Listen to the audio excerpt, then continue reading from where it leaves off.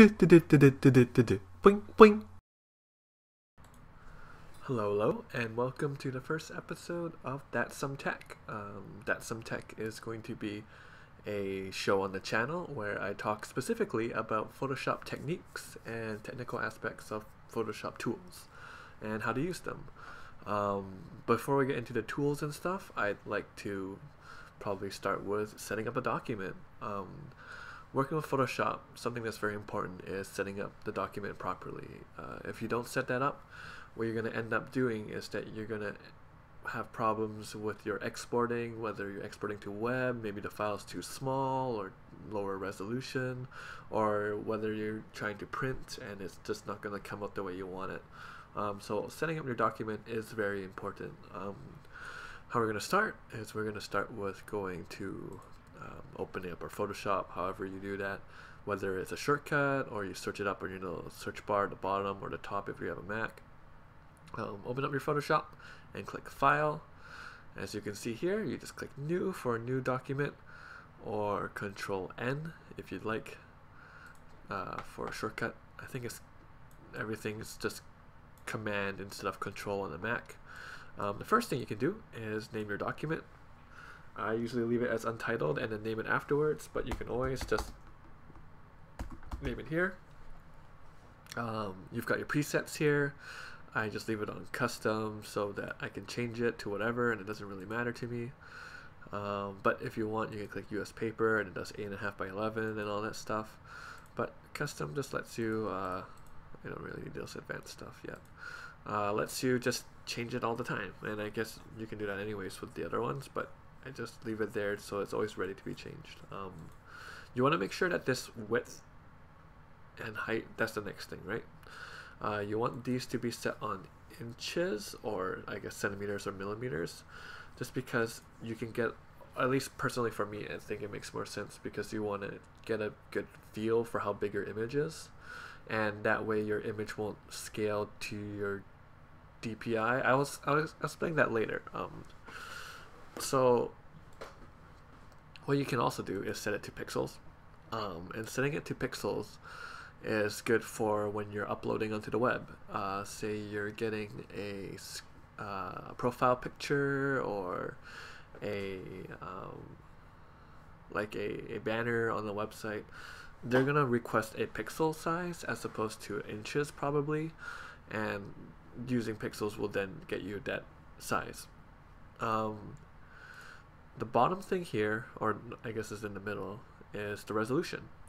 And so how the resolution works is that it's pixels per inch, PPI, or as some people call it, DPI, dots per inch. What that is that's how detailed your picture is. How digital images work is that they are a representation of an image created by pixels, right? So the more pixels you have per inch, the more pixels you can cram into an inch by inch square, the more detailed you can get. The less pixels per inch you have, the more you see the squares of the pixels, I guess. This also affects your file size though, so you do have to be careful. As you can see here, I'm at 24.1 megs. If I set it to 72, wow, I didn't mean to actually make the file yet. Whoops. It's yeah, inches.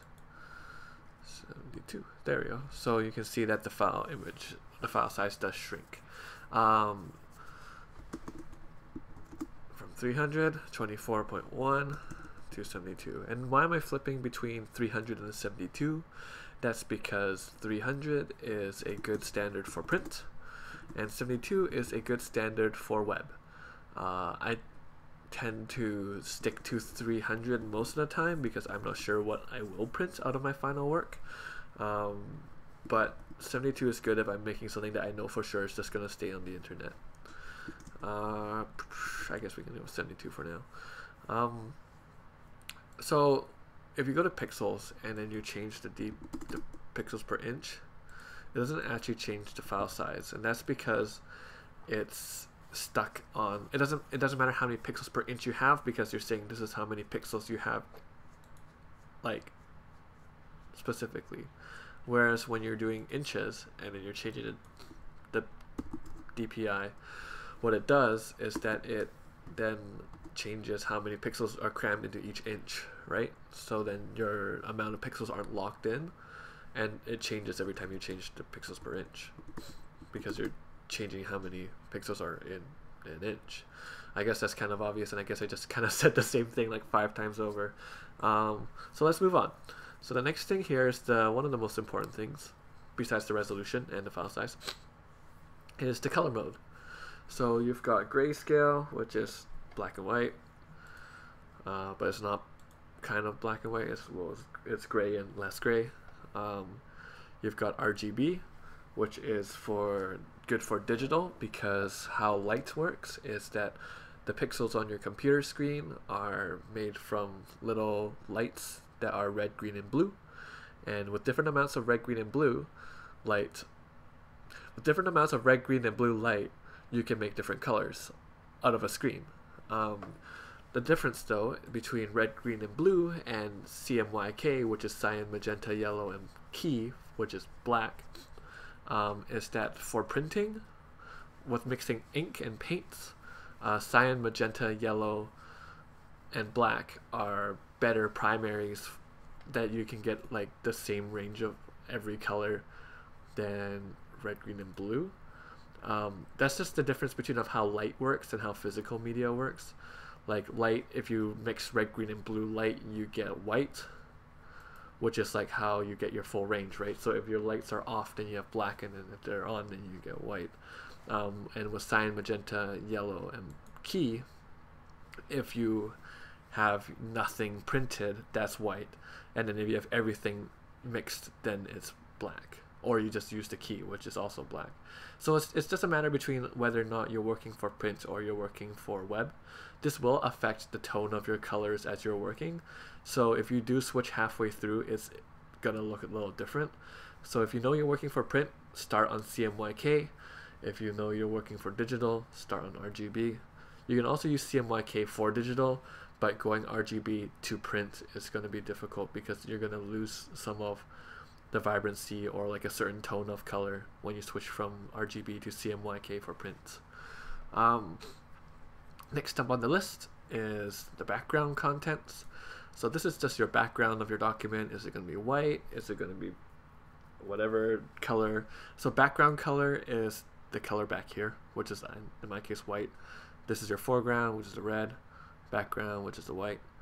So I'm going to leave it on white, or you can make it transparent. I'll show you what that looks like later. Advanced, if you want. This color profile has to do with printing. I bring stuff into a print shop to get it printed, so I don't usually mess with this. And then this is about your ratio, which I leave on square pixels. This point, let's test. Click OK. There is your document ready to work with. There's your background layer. It is locked in whatever. I can talk about layers on a different episode because I'm going to wrap this one up soon because I just want to get started. And as you can see, the color on the background is white. If I edit it in any way, there's a little asterisk that appears up here. And that just tells me that I haven't saved yet. So if I go to File, and I go to Save, I can just save this, boop, and it'll save as a PSD. If I want to save it as a JPEG or as a PDF, you can just select these here. I can save it as a JPEG or a PDF.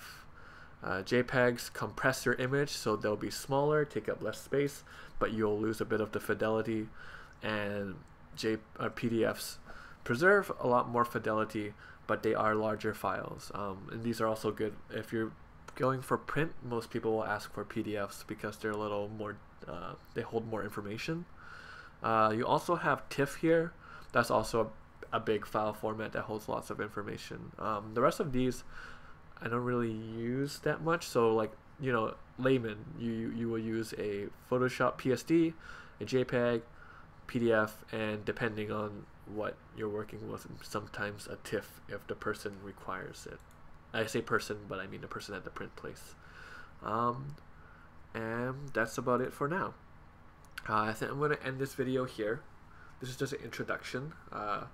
Talk about how to open a file. Next time we're going to talk about layers and what to do with a layer, what you can do with a layer, and stuff like that. Until next time, bye!